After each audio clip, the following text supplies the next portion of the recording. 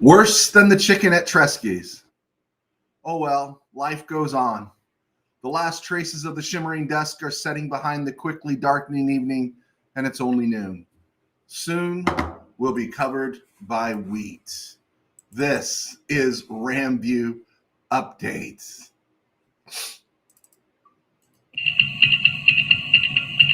It's hot out there, but let's blow them off the line of scrimmage. Headline, Los Angeles.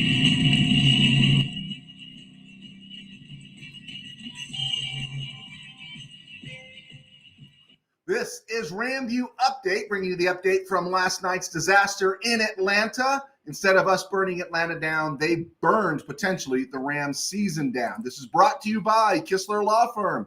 Injured in an auto accident? Have you been hurt? Have you had trouble? Do you need help? Got questions? Call Kistler Law at 661-206-6990.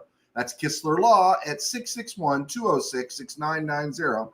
And check out KistlerLawFirm.com. That's one word, KistlerLawFirm.com. Click on that QR code. It'll take you right there. Kistler Law, they've been fighting for you since 92. And of course, by game day in the Ram Cave. Be sure to check that out. Available on Amazon. Okay, we got the business taken care of. And here we are, right? I can confidently say there was nobody in this audience that said Falcon victory. I'm not even going to say I did. I said they can be dangerous, but I really didn't think Kirk Cousins would be upright the whole time, and Kirk Cousins was upright the whole time. Okay, I made about 11 points here. And let me bang them out because if this isn't a whole Ram view, we'll be back on tomorrow and do a Ram view tomorrow. But let's just talk about the game real quick here, not go too long, hopefully. Number one, DJ Humphries was not good. He was the insurance policy. But anybody that says that was the worst performance by a Rams left tackle never saw Bobby Evans, Greg Robinson, Alex Barron, all right? So a little hyperbole there. Shove off. It wasn't the worst performance ever. But it was his real first real action in over a year. And I think the rust showed. And so, yeah, we want Alaric Jackson back. But I think Humphries will be better the next time he plays, if he plays again next week. But Humphries was not the reason the Rams lost. Stafford's pick six was terrible. It was terrible. The other interceptions, a deep throw where the safety made an exceptional play, I can live with that. The getting picked on fourth down, not an issue. You got to get rid of that ball. None of those things are good, but I'm just saying they weren't, terrible. The pick six was terrible, but his worst throw was missing Xavier Smith on first down on the Rams' last possession at the end of the game. I would never have guessed he would miss that throw. He missed that throw, and that was everything. I think Smith, I had a debate with a friend about whether or not his momentum would have carried him out of bounds. I think there was enough room there that if Stafford hits him, he turns that upfield and he's gone. But Stafford was not the reason the Rams lost this game. Number three, Atwell was clearly interfered with, and it highlighted the NFL's arbitrary enforcement rules. Right? Wouldn't that have been a simple call for replay assist, right? I mean, there wasn't a more clear call, right? It could have been a call if it was so empowered, but it's not empowered to do that. So that's not. And we've seen this play out the course of this year for everybody. Yet we can have a minutes pass before a 2-point conversion call is overturned and they're taken off the field when you're about ready to do a kickoff. We've seen all that. And what I'm hitting at here is as more gambling scandals break, the NFL does look more and more suspicious. And I'm not saying it is, but goodness gracious, the ambiguity of how we decide what's reviewable, what's not reviewable, what is, what's not, that's terrible. And it was clear. And I guess McVay did say something, and I'm glad he did say something. You need to say something. These coaches, they need to grow some stones and say something, right? And fight back. The non-pass interference call, however, didn't cost the Rams the game. What cost the Rams the game was its defense, right? Was their defense. Not only was Kirk Cousins allowed to stay upright and throw, they didn't register one sack on Kirk Cousins. Kirk Cousins, right, who might lose a race with dirt, okay? That's 2 weeks in a row now. The defense has failed to come up with a critical stop. All they had to do was get a stop in Seattle, right? All they had to do was get a stop last night. We go into overtime. Rams had momentum. But they can't get a stop, right? Excusable against Detroit. You understand that against Detroit. But let's remember that first half against Detroit, they didn't rough up Jared Goff either. No one wants to call out the front seven, right? But I will. Everyone wants to lay it on the secondary, right? That's the low-hanging fruit that everyone wants to do. The secondary was never supposed to be great. The secondary is supposed to be good enough. And the secondary is good enough because our front seven was supposed to be elite. And yet they have failed in Seattle, and they failed last night. This defense is falling apart.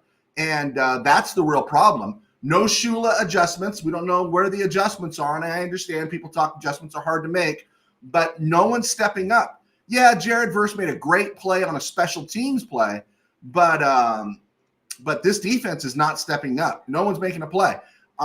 Could we say, oh, we'll get Quentin Lake back and everything will be all right? I don't know. I heard the same thing said when we get Ahkello Weatherspoon back, right? The front seven, these guys aren't getting it done, and that's a problem. And troublesome, number 5, that you can lose a game like they did 11 days ago in Seattle and not come out ready to bust skulls on Monday night in Atlanta. And that leads me to believe something is not right. Something's not right. I can remember losing games as a player, just at any level, that the first thing I wanted to do after losing a game was get back out on the field and knock somebody down, right? Knock somebody down. I was sitting in the Ram Cave watching it with Mid-Valley Sports' Dwayne Barker, and I'm saying, I'd be happy if somebody just lit somebody up and got a personal foul call that showed some passion and some emotion, and we're not seeing that. Number 6, I don't want to hear about injuries.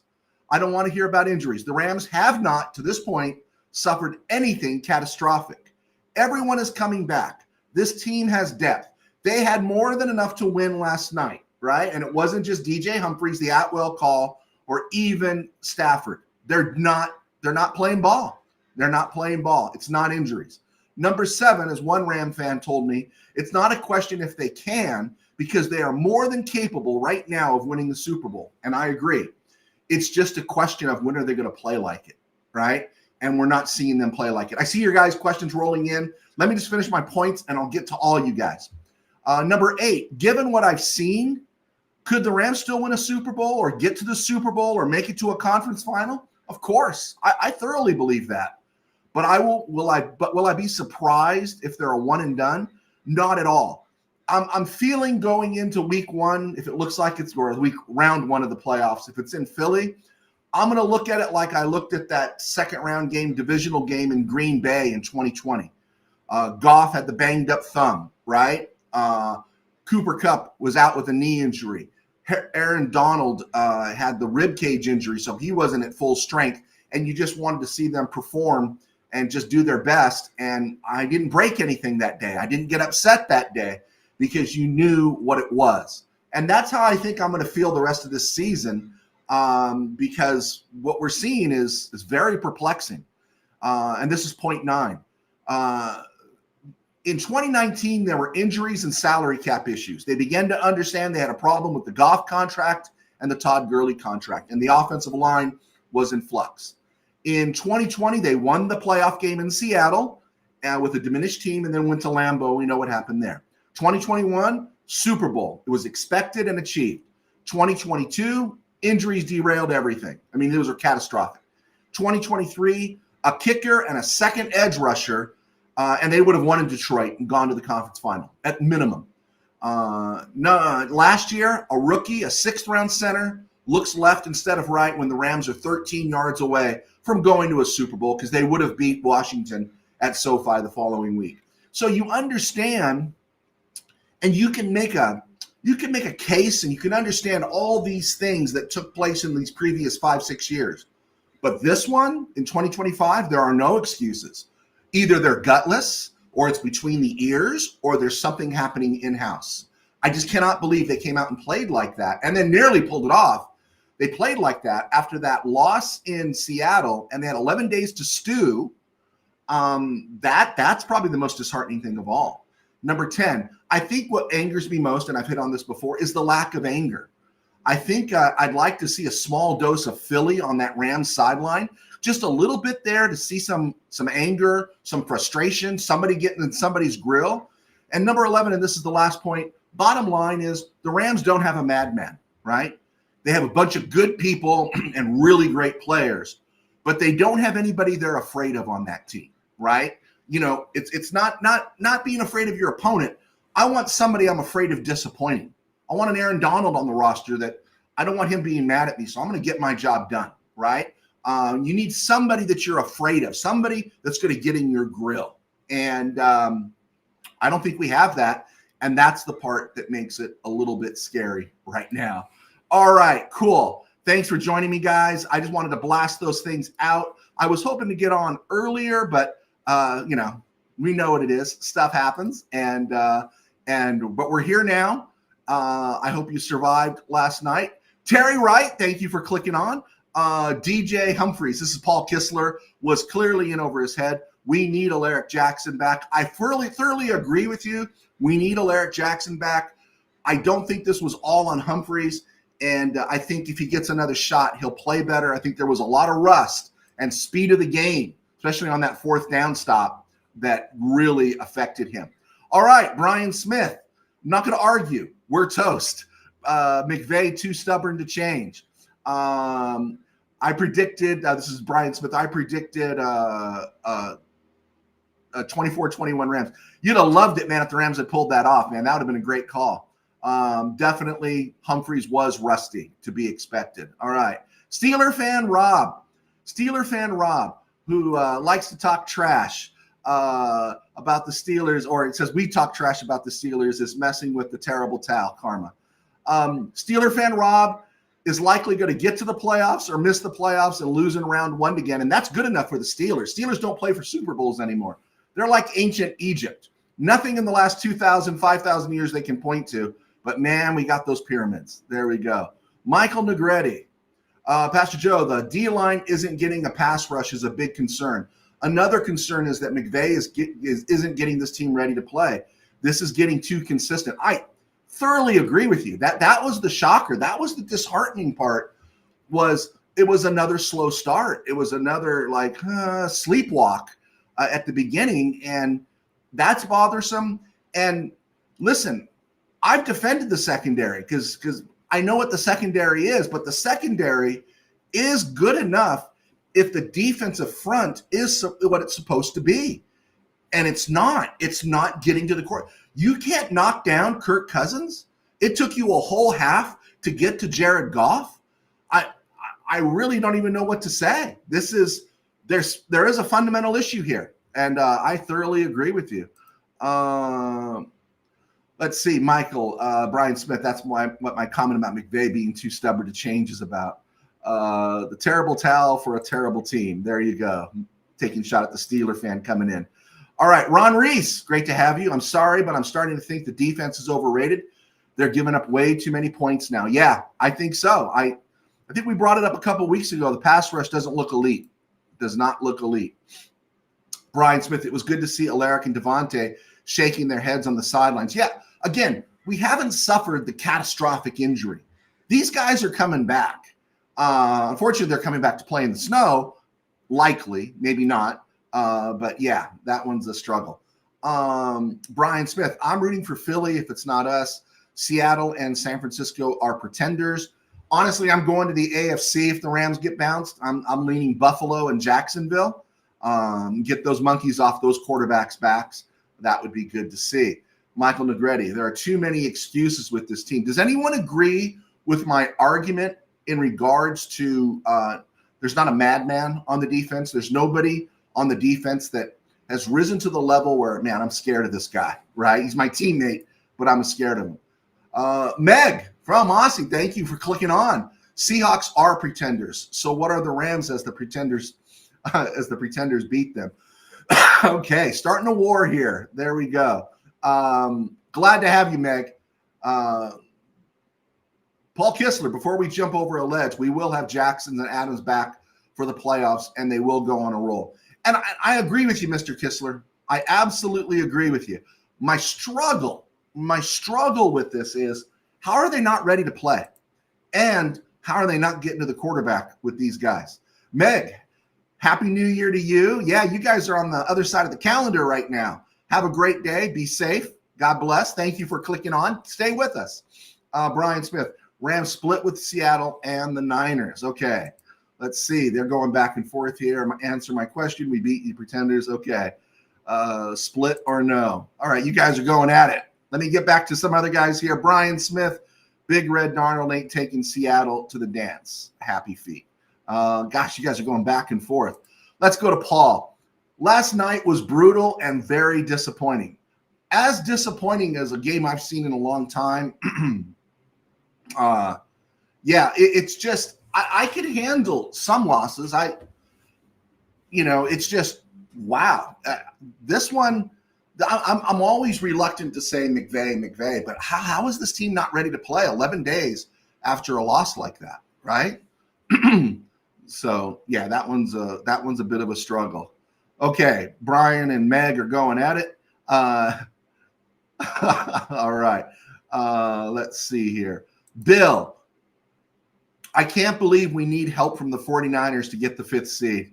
Yeah, that's brutal. That is brutal. Let's see here. Meg, I'll try Meg. My team has the number 1 seed until this week, and my team didn't choke. Please continue. I will say this, Meg. I'm not impressed with Darnold, but I was impressed you went cross-country against Carolina after 2 really highly emotional games, the one against the Colts and, of course, the one against the Rams, and that you were able to keep focused. That to me, speaks really well. Let's see. Very secure with the 1st to 5th. All right, you guys, man. You guys are eating me up. Let's see here. Bill, how dare someone root for the Eagles to win it all? Yeah, but don't you wish the Rams had a little bit of the Eagles in them? Don't you they had just a slight bit of that dysfunction on the sidelines that somebody's getting ticked off? Does anyone remember in 2021 that Jalen Ramsey slapped Taylor Rapp on the helmet or on the side of the helmet? Not optimal, but somebody that you got to answer to, right? Somebody you got to answer to. $5 Steve. In other thoughts, today is the anniversary of Rams upsetting Cowboys in the 79 playoffs. Yeah, good day. The Billy Waddy day, we'll call it. Tribe, thank you for clicking on. The Seattle game was too heartbreaking, hard to get back up after that. But you got everything to play for after that, Tribe. Everything, and 11 days to think about it. And a pride issue. I mean, I struggle with it. Michael Negretti, Pastor Joe, what would you think of the Rams calling Aaron Donald to work with the D-line? Maybe that could light a fire under them. Man, I have never wanted Aaron Donald to come back so bad in my life. Please come back. Let's see. Tribe.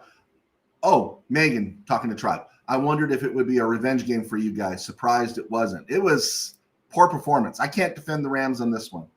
No snow slated for Philly through January 18th. You know, here's the part that I don't mind about this.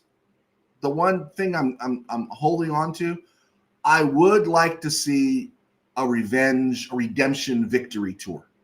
You know, likely Carolina's going to make the playoffs, right? I want to face as many of these guys as possible. Seattle, Frisco, Carolina, Philly. These are the teams that beat the Rams, right? We don't get a shot at Atlanta, but we do got their number 1. But I just want to see the Rams just go on it. This would be sweet to go back into Philly and win, to go back into Carolina and win, to go back into Seattle and win, right? And, you know, we can go to Levi and win again. That would lead to a really sweet Super Bowl experience, right? Maybe we could say this is the backstory to the next version of America's game. You know, you hear someone talking, but in week 16, things didn't work out so well for the Rams. That caused them to question their future, you know. and then we get to celebrate because we overcame all. ESG reminder, the Eagles had 17 total yards of offense in the second half against an awful Bills team. But here's the one thing I will say to counter that, ESG, is the Eagles find a way, right? They find a way. I mean, what were they saying? There's been entire second halves this year where Jalen Hurts didn't complete a pass. They always find a way. And yeah, they got that nastiness to them. I really like it. Megan, I thought this game was a get-right game for you guys. Surprised at the lack of intensity, or was it even after 11 days, the Hawks game still in your head? It could be both. It could be both. I will not defend it at all. I can't. That's the part that's what's going on. That's why I could point to every season with the Rams. You could point to what's going on. I could put my finger on this, could put my finger on that, put my finger on this. I can't put my finger on this. At the low end, they're gutless. Sorry, that's what I would say. It's a gutless team. On the other end, it's a locker room issue, and there's something that's not right now with the Rams. Something that's not right, and it is bothersome. ESG, let's get the playoff start so we can stop all this nonsensical talk right now. It's annoying. It is what it is, man. This is just hard. I mean, this is update. This isn't RamView. We won't be going over this game so much tomorrow. But let me ask you this.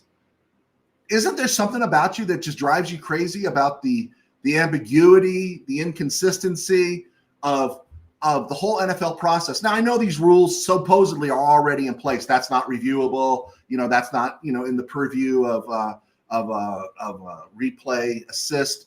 But my gosh, you saw it was plain as day. I mean, that one was plain as day. And instead you had to, when you did the Rams over in Seattle with the 2-point conversion, you went to a call that you would not make in the Super Bowl. They never would have called that in the Super Bowl. Never. And this one to Atwell was so blatant. It didn't cost us the game, but it was so blatant that, come on, NFL, you want to keep your integrity. People are asking questions, and that's the part that's bothering me quite a bit. Brian Smith, I hope Shula didn't lose his HC gig. Not that it matters. McVay will never value defense. He's done a good job with the defense. I mean, he's allowed these guys to grow, yeah, I don't know. This is proving ground for Chris Shula, though. I was with him last year when everyone was saying be fired, but now with all the tools and the talent this dude has at his beck and call, dude's got to get something right here, or he should go the Chase Blackburn route. You are obsolete. You are obsolete. Everyone agree with me on Chris Shula? Get this together, or he is obsolete. Oh, let's see. We got this one here. What do we got here? I love how Seattle thinks they're just going to come into the playoffs after not making it for a long time and just get to the Super Bowl. My thing with Seattle is I'm not a Sam Darnold believer. Here Meg takes a swing from Australia. Good for you, Meg. But I have my doubts about Seattle as well. Bill, we can't win late in the game because of the bend, don't break defense we play. We got away with it when we had Donald, but he's gone. There's some truth to that. It was like, we'll go let him move the ball through the 20s, and then Jalen Ramsey or Aaron Donald's going to make a play. But our best edge rusher for most of the time, we're not even talking Von Miller here. Von Miller had a very brief stint with the Rams, is we had Leonard Floyd. And Leonard Floyd was okay, but Leonard Floyd getting to the quarterback's not as good as Byron Young or Jared Verse or maybe Josiah Stewart because he's still young. But this team is built to have an elite pass rush. It has a great pass rush. They're just not doing it. They're not performing right now, and that makes this secondary vulnerable. Let's see, ESG. Oh man, you guys, be nice to our guests, guys. Let's see. All right, great. You guys are going at it. Let's see here. Guys, just keep going at it, man. I'm trying to talk football. We need a new defensive coordinator, Bill, and it must be an outside hire. Again, first, 14 weeks of the season, 13 weeks of the season, we were feeling pretty good about this team, right? Now it's time, right? Now we got to look at it and go, all right, man, has the league adjusted? Have you adjusted? You better do something here. You better do something. Ramrod, thank you for clicking on, Ramrod. What's up, Joe? That loss sucked last night, but I think the Rams make a playoff run. They are perfectly capable of making a playoff run. But my thing about that playoff run is I'm not as sold on it as I was before. All right. Let's see here. Bill, tell me with a straight face the Puka thing isn't causing the refs to make calls against. Thanks, Puka. If it is, then that's the ref problem, right? And of course, again, when are we going to talk about the NFL, right? That's a ref problem. And yes, should Puka have done it? No. Did Puka tap out anything last night? I think he probably, got hit with the pocketbook a little bit. He probably got a stern reprimand, right? But that's the sickness of the NFL right now, right? And since we're here, I know it was ruled because he lost possession in between, and you can see it on film. That one-handed catch along the sideline, that was the most fascinating 4-down stretch at the end of the game with desperation. First, Stafford misses Xavier Smith that would have won the game. Stafford throws long to Tutu, who's clearly interfered with, doesn't get called, right? And then Puka makes that catch, which was a catch, just not a catch in bounds. And then I was trying to figure out why they were going up the sideline, and you saw that it was, hey, let's get a little bit closer for a Hail Mary and be able to stop the clock. But anyone see that Puka catch, man? That thing was unbelievable. Let's see.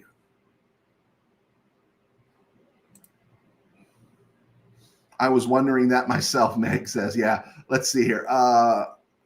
I can't say Puka was totally wrong. It was just a poor way of saying it. Yeah. He shouldn't have done it, but he did it. And you'd like to think there's some maturity in the NFL.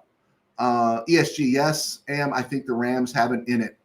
The refs have it in it for us. Okay, there we go. Brian, I hope San Francisco wins so we get the third place in the division schedule next year like Seattle and San Francisco benefited from this year. I wouldn't argue with that. I think the Rams really miss Ernest Jones. I think Landman's better. I think we're seeing a little bit on Spates right now that he runs really well, but he needs maybe to be a little heavier, right? Because he's getting in, he's making initial contact, but there are tackles he's not finishing, and I like Spates. But that may be something to consider. ESG, the special teams has improved even though it's only one game. Yeah, it looked better last night, right? There you go. Let's see. Boom, boom, boom, boom. Hey, guys, take it easy on each other, all right? Take it easy on each other. Megan, yeah, they stink all around, the officials. There's just not consistency. Go ask Baltimore when they were in Philly, when the Steelers came to town. ESG, I was surprised when Quentin Lake went out and no one made a fuss about it. I thought it was a big injury. But you know what? Again, if we're getting home and we're harassing the passer, not as big. It's becoming bigger right now. Let's see. I don't think the refs saw that stream interview. Only us sickos. Let's see. Okay, cool. We got all that in. You guys have answered your questions. We've gone 30 minutes. Brian, be friendly. Meg, Brian, get together. Be nice to each other. There we go. All right. Darlene, thank you for clicking on. I do appreciate that. We're going to wrap this up. My thoughts on Pittsburgh, Baltimore. I think Snoop Huntley is a better quarterback than Lamar Jackson is right now. So Baltimore should start Snoop Huntley. Pittsburgh does not have DK Metcalf or long shot TJ Watt, Darnell Washington. I'm going Baltimore to give them the upset there, formerly known as Heinz Field. And I'm not sold on Frisco. I think Seattle is going to win up there in the Great Northwest. No, Meg, thanks for hanging out. Brian, I'm sorry you blocked Megan. I hope you guys are all good. Good. I don't even know what's going to happen. But yeah. If Seattle wins, we get the 5th spot, right? That's how it works. I'm so flustered. I don't even know. But yeah, I'd much rather not go to Philly week 1. But I will say this, and I was talking about this last night after the game with a friend. I will say this, because I don't trust Sam Darnold. I think Seahawks could get surprised in the first round. Obviously, Carolina, they're going to be happy to be there. I also think Chicago could get surprised. The team that is tough here is Philly, because they've been through all the grind. They've been angry at each other. They've had all kinds of issues, and they just keep trucking along. They're like the 78 Yankees. The team I expected to be like this, because as we talked about, I think in yesterday's afternoon's episode was, hey, the Rams have been down this road since the Super Bowl, right? Anyone that's still around in 2022 remembers that disaster. They remember how close they were in 23, how close they were in 24. They've paid some dues, right? So you would think there'd be some real understanding of what this time of year requires, and we're just not seeing it. So to me, the Rams would be up before this recent turn of events, would be a team very unlikely to get bounced in the first round. If they get bounced in the first round now, I'm not going to be surprised. And I probably won't break anything. But I could see Chicago getting bounced early. I could see Seattle, because I just do not trust. Put it this way. I trust Brock Purdy more than I trust Sam Darnold, right? I do. I think, there's a man crush on Sam Darnold by the KBM, by Colin Coward, that is just, buy the guy some flowers and take him to the prom. I just don't get it. But the Rams need a madman. ESG, real quick here. Pastor, you rather go to Tampa or Carolina? I'd like to go to Carolina. I think we got unfinished business there. If the Rams play like they can play and should play, then it shouldn't be an issue. Steve, $5 Steve, 27-17 Seattle. There you go. I can see the 7, 6, and 5 seeds all winning in the first round. Brian Smith, I got Frisco. There you go. Okay, guys. We went a little longer than we want. Hey, guys, just be respectful to each other, like each other, have fun with each other. Don't go crazy. And hey, not that I got an ego here, but this is the Joe Show, right? Like, let's talk to me. Send your questions to me. All right. We will survive, or You are obsolete. You are obsolete. Right? I just have this fear, right? Okay, guys. God bless. Take care. And we will see you tomorrow. All of you guys, Steve, Meg, everybody. God bless. Take care. Brian, ESG, Bill, Micah, Manny, all you guys. I do appreciate you being here. Take care. Tribe.